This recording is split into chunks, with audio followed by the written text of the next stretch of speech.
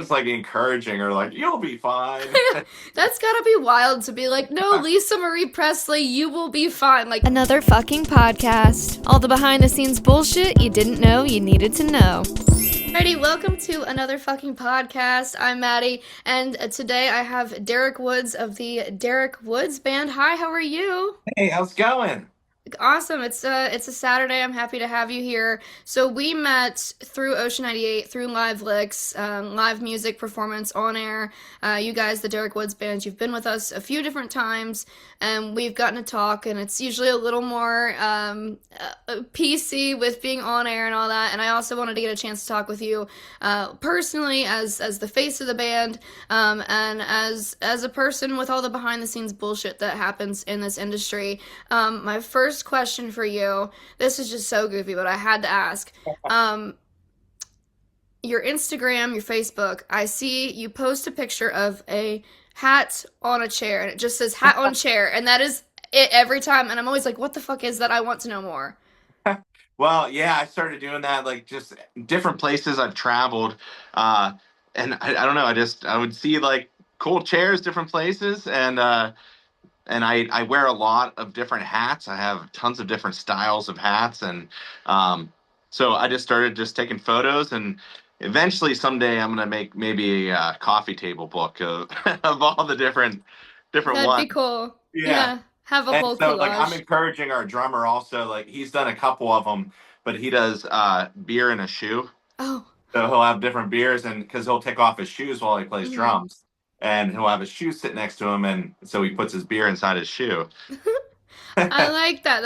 I think you could honestly like probably market your band with that of just getting Yeah, people like hashtag hat on chair, hashtag beer on shoe, or like whatever they want to do too. Like that's such a fun way to just like bring people into that world. it's crazy too, because I mean, at first it was just kind of, I was joking around, and people were like, "Hey, when are you gonna post the next one?" Or like, there's been times too, like I did like a bench, and they're like, "That's not a chair." People They go, getting technical with you, calling you out. yeah, Like that is not the hat on chair I was waiting for. yeah.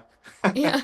Does that ever like inspire you in other ways with social media of coming up with things that because I'm sure it was just totally a goofy thing, Yeah. but it has like gotten people to interact with you Oh, online and definitely. have conversation about it. Like, does that make you think like, what other weird thing could I do that might have the same reaction?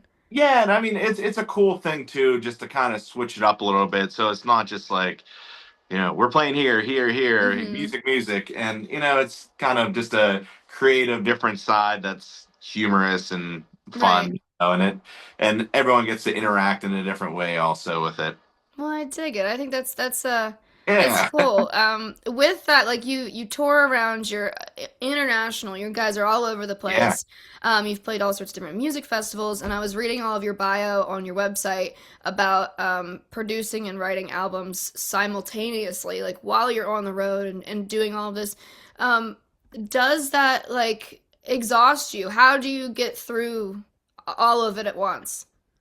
I mean, it's definitely a tough thing that if you think about it too much, it kind of screws it up. But like it's one of those kind of things you just stay busy, and I do have a lot of interests of like I help out a lot of other groups producing in the studio, and help them kind of achieve their goals with reaching a song that it sounds really professional. And Mm-hmm. sometimes it's nice to have an extra ear outside of the band, to help with that kind of stuff. But I just try to keep busy with different things like that. And of course, we are just traveling all the time, so a lot of this stuff has to be done remotely. And I do like a lot of different things like design work, and Mm-hmm. just keeps me creative and keeps my mind moving, and Yeah, keep the gears turning all the time. yeah, Never let it totally. stop. Yeah. Have you, I know you've seen too, I've seen that you produce music. You work with a lot of notable names too. I've seen you've worked with Robert Plant's producer and been on Yeah. stage with Lisa Marie Presley, like all sorts of people. Um, how has that changed your perception of creating and making art? Well, it's definitely cool to see the behind the scenes and how everything kind of works. And a lot of the people that I've worked with Derek Wood's band, or even past groups that I've been in, uh, there's so much that I've learned from different producers we've worked with, different mastering engineers, mixing engineers, and so I take that and I apply it to, pass on that knowledge and Mm-hmm. apply that to groups that I have managed, groups that I've produced, and just a lot of different things like that. And even whenever there's, every once in a while, even a group that I'm not managing, will just ask for advice, and Yeah. I take that knowledge that I've gathered through all the years and pass it on because that's what it's all about. Mm-hmm. It's not gonna just holding it all myself. Right. Help us, but I just think it's good to pass on the knowledge. For sure. Do you have a favorite interaction on or off stage with some of these notable names or these people that you were just like, whoa, that was really fucking cool? Yeah, oh, man, there's so many, but you mentioned Lisa Marie Presley. Like that was a really cool experience performing with her. Then we weren't quite sure what she would be like. Hmm. We didn't know, and she ended up being so down to earth. That's cool. And after the show, she actually told us before she went on. She came up to me and told me she was nervous to go on stage. And like I know I'm like what Yeah, you of all I, people, and I like was like encouraging her, like, you'll be fine. that's gotta be wild to be like, no, Lisa Marie Presley, you will be fine. Like, just as a person, like, what? Crazy. And then after the show, the venue cleared out and her band pulled all these tables together right in the middle of the venue and like told us come over and we hung out for hours after the venue like completely closed, show was over. And we all hung out and just told stories and laughed and it was a really cool time. She was so down to earth. That's That, that's that gotta was be that was a cool experience. that's just gotta be like humbling and wild and yeah, like you probably didn't sleep much that night. Like, holy No, shit, what did no. I just experience? Yeah, yeah. Yeah, Wow. it's pretty crazy. I would say that was a good experience. Yeah.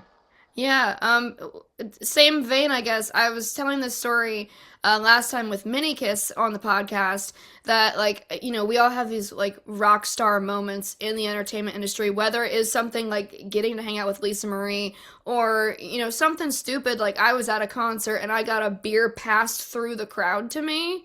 Yeah. And it was literally like some dude tapped me and was like, "Are you Maddie?" And I was like, "Fuck yeah, this is your beer." Like, it was just like, oh, I feel badass right now. I feel like this is what it is to be like a rock star of some kind. Do Yeah. you have any moments like that maybe that aren't necessarily Lisa Marie, but just like wow, like I feel like a fucking rock star right now. Yeah, there's been a lot of moments, especially whenever we get to share the stage with, different people that come in and sit in with us, or I sit in with them. And Mhm. that's always there's definitely been some moments where we're just playing and you're kind of in the motions of everything and there's those moments where you stop and you just like look around and like holy cow, I can't believe this is happening. Yeah. A couple years ago we performed with his name's Scott Page. He's the saxophone player of Pink Floyd, and so that was we he did some of our songs and then we did some Pink Floyd songs to kind of end the show with him,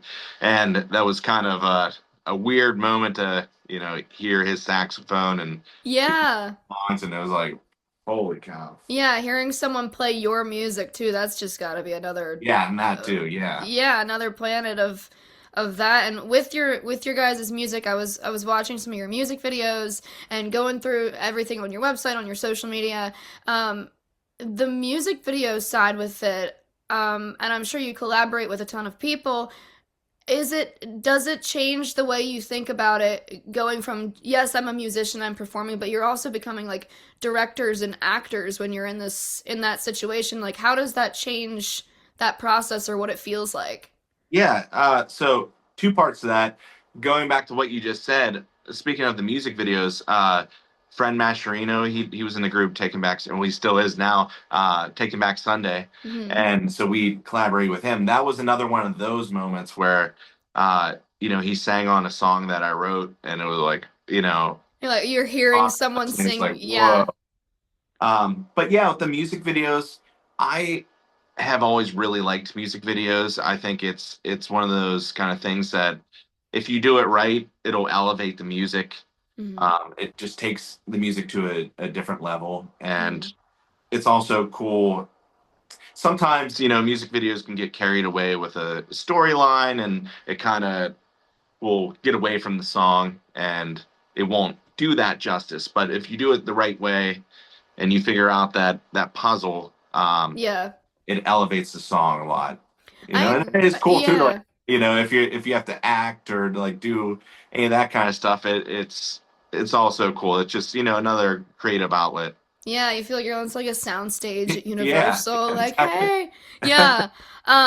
I want to ask you a few would you rather questions too, as a touring Okay. musician and someone that you've have this extensive work. Would you rather only play jam band style sets forever or only ever play your music as it is written?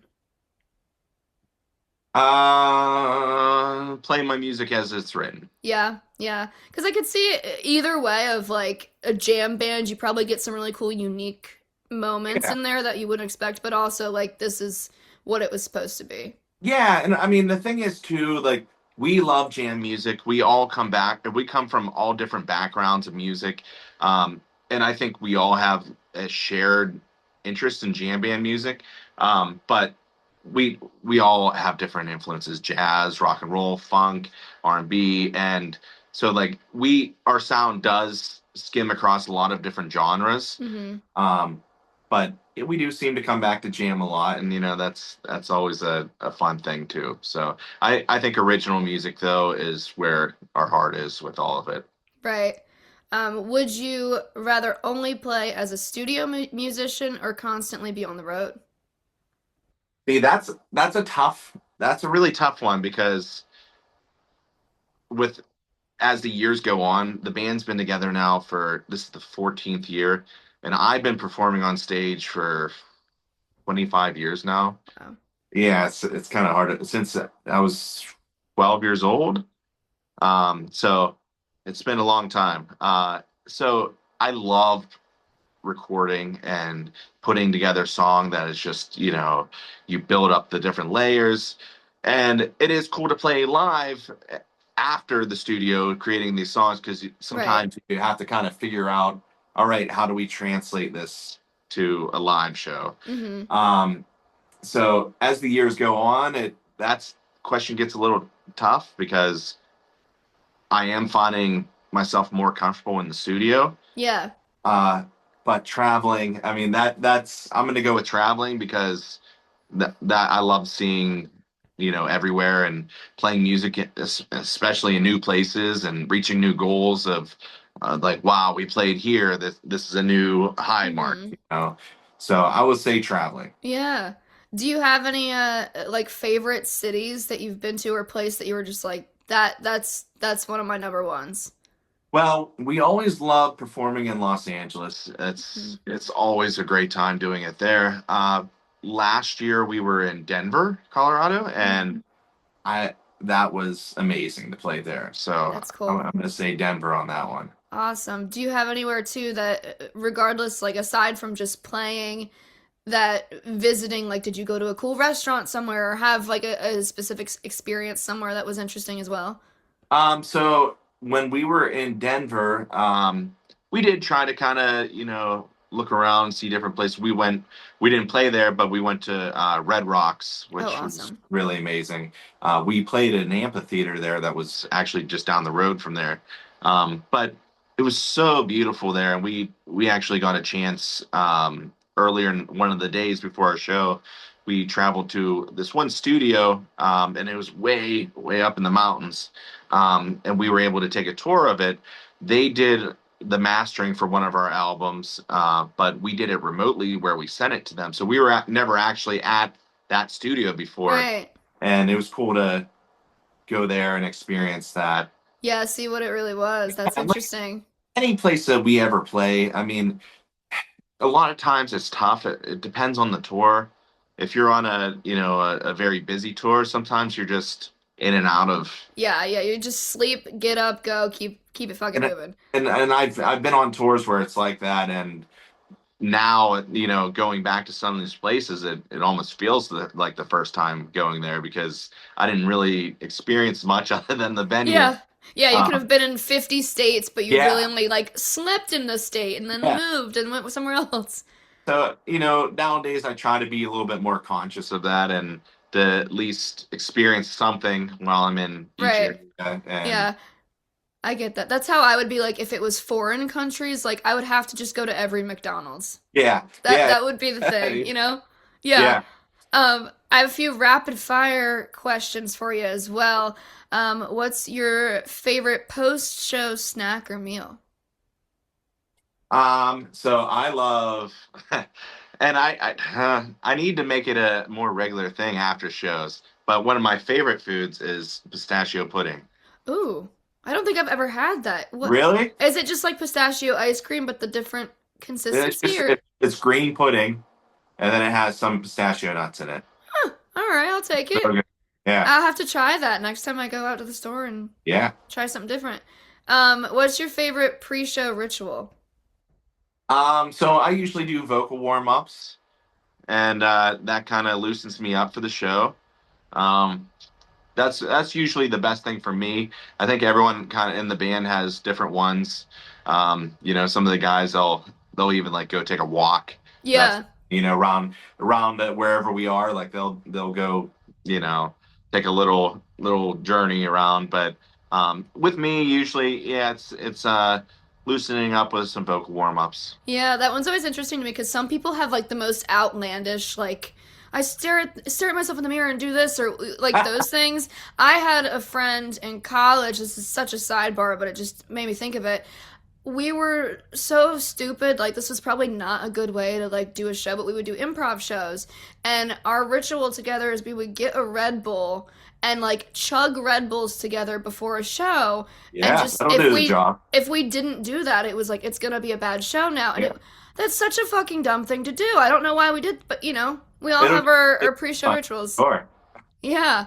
What's your favorite part of your job altogether? It's really creating songs that came from nothing, Yeah. and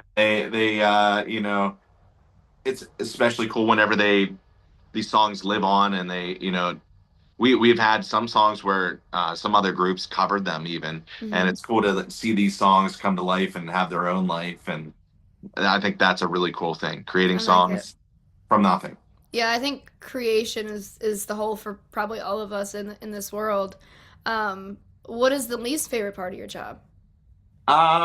Well, as the years go by, like I have a family now and everything. So just being away, traveling, Yeah, having to be on the road, and because that's what we need to do, and it's a part of it. But I'll say, yeah, just having younger kids, just being away from home, and that time's always difficult, but for sure. part of it. We try to involve them as much as we can, though, and it depends where we go. If it's at the beach or certain places, have them a part of the whole experience. Do they like your kids? Do they have that like thing like of like, oh, my dad's a rock star? Like that's really cool. Like, are they Oh, there or is it okay? Cool. yeah, Yeah, and I mean, like they are also very interested in music, and I know I always didn't want to push music on them if that wasn't what they wanted to do or anything like that. But they just all naturally are very, that's cool. very into it. And they play guitar and sing and they dance and just all about the arts. I dig it. One more. What is one word for you to describe touring life? One word: persistence. Mm-hmm.